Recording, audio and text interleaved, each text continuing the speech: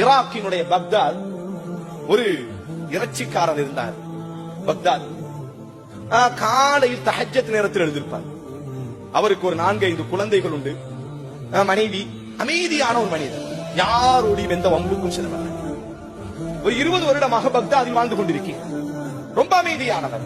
தஹஜ்ஜத் நேரத்தில் எழுந்திருப்பது, தன்னுடைய கத்திகளை எடுத்துக்கொண்டு ஆடுகள் இருக்கக்கூடிய அந்த மேய்ச்சல் நிலங்களுக்கு செல்வார். ஆடுகளை அறுத்துவிட்டு ஃபஜ்ரினுடைய தொழுகையை நிறைவு செய்ததற்கு பிறகு ஆட்டினுடைய அந்த கரியை உரித்து நகரத்திற்கு கொண்டு வந்து வித்துக் கொண்டிருக்கக்கூடிய ஒரு இறைச்சி வியாபாரி, ஒரு மனிதர்.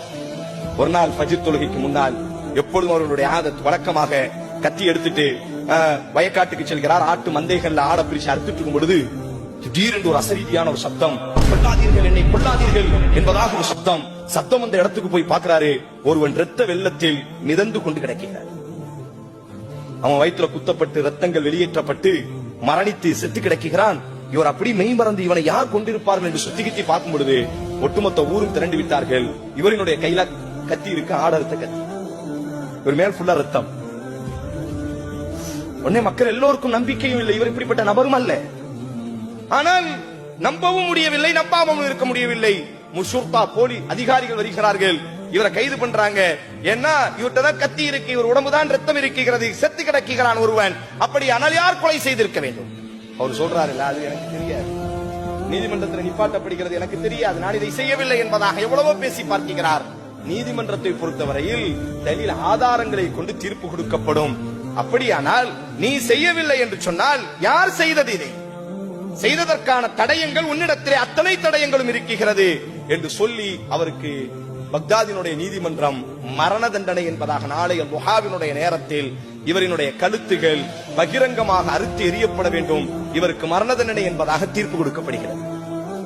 மறுநாள் துஹா நேரம் கைகள் கெட்டப்பட்டு பக்தாதினுடைய வீதிகளுக்கு கொண்டு வரும் பொழுது அவரினுடைய அந்த பெண் குழந்தைகள் எல்லோரும் இன்று அழிகிறார்கள். குறிப்பாக அவனுடைய பச்சிளம் குழந்தைகள் எல்லோரும் அழிகிறார்கள். ஊரே அழிகிறது. நல்ல மனிதனாக காட்சிப்படுத்தப்பட்டவன் எல்லாரும் அழுகுறத பார்த்த உடனே, அவன் குழந்தை அழுகுறத பார்த்த உடனே அந்த இறைச்சி வியாபாரி ஒரு வார்த்தை சொன்னான், எனக்காக அழாதீர்கள். உண்மையில் நான் இந்த தவறை செய்யவில்லை, உண்மையில் இந்த தவறை நான் செய்யவில்லை, நான் எவனையும் கொலை செய்யவில்லை. ஆனால் சாகுவதற்கு தகுதியானவன் தான் இன்றைய தினம் சாக போகிறார். எல்லோருக்கும் ஆச்சரியம், இந்த கொலையை நீ செய்யவில்லை என்று சொல்கிறாய், ஆனால் நீயே சொல்கிறாய் சாகுவதற்கு தகுதியானவன் என்பதாக. ஆம், இந்த கொலையை நான் செய்யவில்லை. ஒரு 20 வருடத்திற்கு முன்னால் நான், இந்த ஊர் எனக்கு சொந்த ஊர் அல்ல, கூஃபா தான் என்னுடைய சொந்த ஊராக இருந்தது. 20 வருடமாகத்தான் நான் பக்தாதில் வாழ்ந்து கொண்டிருக்கிறேன். 20 வருடத்திற்கு முன்னால் நான் ஒரு படகோட்டியினுடைய மகன். என்னுடைய தகப்பன் ஒரு படகோட்டி. யூப்ரட்டிஸ் நதிக்கரையிலே இக்கரையில் மக்களை ஏற்றிக்கொண்டு அக்கறையிலே நான் மக்களை இறக்கி விடுவேன். ஈராக்கினுடைய நதி, அங்கிருக்கக்கூடிய மக்களை ஏற்றிக்கொண்டு இந்த கரையில் இறக்குவது, இதுதான் என் தகப்பனினுடைய தொழில். தகப்பன் மரணித்தார், படகு எனக்கு உரிமையானது.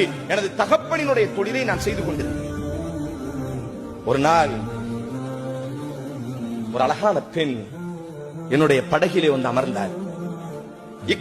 யூப்ரட்டிஸினுடைய கூஃபாவினுடைய இக்கரையில் இருந்து அவளை அக்கறைக்கு நான் இறக்கிவிடும் பொழுது அவள் என்னுடைய உள்ளத்திற்குள்ளாக வந்து அமர்ந்து கொண்டால் அவள் மீது எனக்கு ஒரு நேசமும் மோகமும் வந்து விட்டது. அவள் முகவரியை தேடி அவள் வீட்டுக்கு நான் சென்றேன். அவர் சொல்கிறார், நல்ல ஆடைய கடையில வாங்கிட்டேன். அணிந்து கொண்டு அவர் வீட்டை தட்டின ஒரு முதியவர் வந்து கதவை திறந்தார். நான் சொன்னேன், உங்கள் மகளை நான் பார்த்தேன், எனக்கு பிடித்திருக்கிறது, உங்கள் மகளை எனக்கு மனமுடித்து வையுங்கள். அப்பொழுது அந்த முதியவர் கேட்டார், நீ யார், என்ன தொழில் செய்கிறாய்? நான் சொன்னேன், படகோட்டியினுடைய மகன் என்பதாக நான் சொன்னேன். நான் இப்பொழுது படகோட்டி கொண்டிருக்கிறேன் என்று சொன்ன பொழுது அவர் சொன்னார், என்னுடைய மகளை உங்களுக்கு மனமுடித்துக் கொடுப்பதற்கு எனக்கு சம்மதம் இல்லை, அதனால் வீட்டை விட்டு வெளியேறுங்கள் என்பதாக என்னை அவர் அவமானப்படுத்தி வெளியே அனுப்பிவிட்டார். காலம் உருண்டோடுகிறது. இது போன்ற ஒரு மகிழ்வினுடைய நேரம், சூரியன் மறையக்கூடிய நேரத்துல ஒரு பெண் கையில குழந்தையோடி அந்த படகுல வந்து அமருகிறார். தூரத்துல வரும் பொழுதே பார்க்கிறார். படகுல வந்து அமரும் பொழுது அவர் கண்டுகொண்டார் தன்னுடைய படைய நேசத்திற்குரியவர் என்பதாக. கேட்கிறார், என்னை தெரியுதா உங்களுக்கு, நான் யாருன்னு உங்களுக்கு தெரியுதா? அவ சொன்னால், எனக்கு தெரியுது, நீங்க யாருன்னு எனக்கு தெரியுது. ஒரு நாள் என்னை நீங்கள் இந்த வீட்டில் வந்து மனம் முடிப்பதற்காக பெண் கேட்டீர்கள் அல்லவா? ஆம், நான் தான். இப்பொழுது அந்த சூரியன் மறைகிறது, இருள் கப்ப ஆரம்பிக்கிறது. அந்த குழந்தை அந்த நபர் என்ன செய்யறான், படகோட்டி பிடுங்கி அந்த புள்ளை என்ன செய்யறார் அப்படின்னு சொன்ன அந்த தண்ணியில முக்கிறாரு, தலை கடுத்து வர. அவர் சொல்கிறார், இன்றைய இரவு நீ என்னோடு சயனிக்க வேண்டும், என்னோடு நீ தவறு செய்ய வேண்டும்.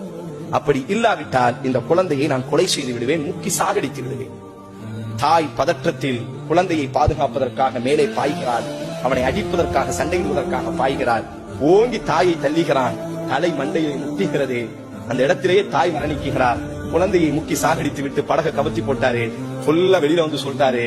படகு ஓட்டி கொண்டிருக்கக்கூடிய நேரம் திடீரென்று சூழல் மாறியது. படகு கவிழ்ந்தது. தாய்க்கும் சேய்க்கும் நீச்சல் தெரியாது. ஆதலால் அவர்கள் மறைத்து விட்டார்கள். நானுமோ படகோட்டியினுடைய மகன், காலம் காலமாக யூப்ரட்டிஸ் நதிக்கரையில் மிதக்கக்கூடியவன். எனக்கு நீச்சல் தெரிந்தது. ஆதலால் நான் தப்பித்து விட்டேன். உலகம் அனைவரும் நம்பினார். யாரும் மறுக்கவில்லை. பேசிய வார்த்தை மிக தெளிவானது. மிக தெளிவாக ஆதாரத்தை கொண்டு வந்து வைத்தார்.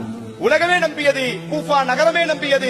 ஆம், உண்மைதானே, அவர்களுக்கு நீச்சல் தெரியவில்லை, அதனால் மரணித்து விட்டார்கள். படகோட்டிக்கு நீச்சல் தெரிந்தது, ஆதலால் தப்பித்து விட்டார். அதற்கு பிறகு அந்த படகோட்டி சொல்றாரு, அதுக்கு பிறகு எனக்கு அங்க இருக்க மனசு இல்ல, அந்த படகை வித்துட்டு பக்தாதுக்கு வந்து இறைச்சி கடை நடத்தி 20 வருஷ காலம் வாழ்ந்து கொண்டிருந்தேன். எல்லோரும் மறந்தார்கள் என்று நான் நினைத்தேன். அதாலத்து ஸமா, வானத்தில் ஒரு நீதிபதி இருக்கிறான், அவன் எப்பொழுதும் மறக்க மாட்டான்.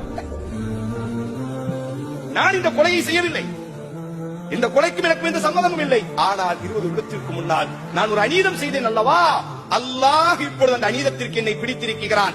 அன்று செய்த ஒரு பாவத்திற்கு அல்லாஹ் அன்றைக்கு கணக்கெடுத்தான், இன்றைக்கு கணக்கு தீர்த்திருக்கிறான்.